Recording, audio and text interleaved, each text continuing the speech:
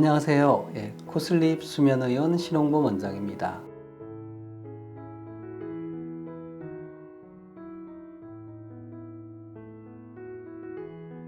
코를 고시는 분들이 있죠. 옆에서 주무시면 상당히 괴롭습니다. 저도 그런 경험이 있고요. 또 제 코골이 소리 때문에 힘들어 하시는 분들도 아마 분명히 있었을 것 같습니다.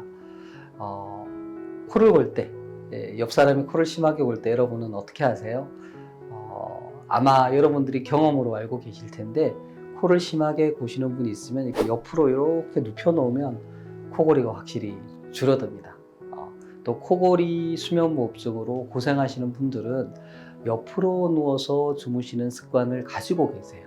여쭤보면 저 옆으로 자요. 거의 반 이상의 수면 시간을 옆으로 잔다 이렇게 얘기도 하십니다.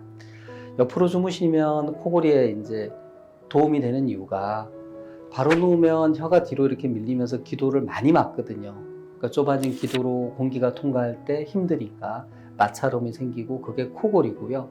그러다가 숨을 멈추는 수면무호흡도 생기기 쉽습니다. 근데 옆으로 누우면요, 공간이 확실히 많이 생깁니다. 실제 영상으로 이렇게 찍어보는 걸 보더라도 그렇거든요. 경험적으로도 옆으로 누우면 코골이가 줄어들잖아요.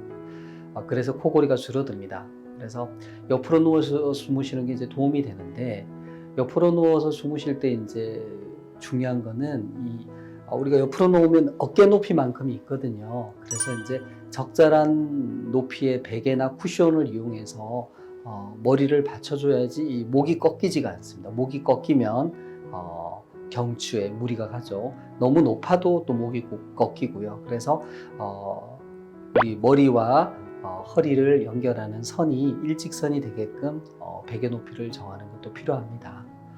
그리고 이제 코골이 수면무호흡증이 있을 때 옆으로 누워서 주무시는 것 외에도 의학적인 이제 검진을 받아보시고 치료를 하셔야 되는데요. 그게 코골이 수면무호흡증을 진단하는 수면다원 검사입니다. 하룻밤 이제 검사실에서 주무시면서 수면 상태를 측정하고요. 그때 코골이 시간이 전체 수면의 몇 프로인지, 이 자세에 따른 변화도 우리가 알 수 있습니다. 바로 누울 때, 옆으로 누울 때 달라지는 게 있는지, 그리고 자다가 숨 멈추는 무호흡은 얼마나 있는지, 이런 것들을 우리가 종합적으로 봅니다. 그 내용을 이제 토대로 해서 진단을 내리고요. 거기에 따라 치료 계획을 세우게 되겠습니다.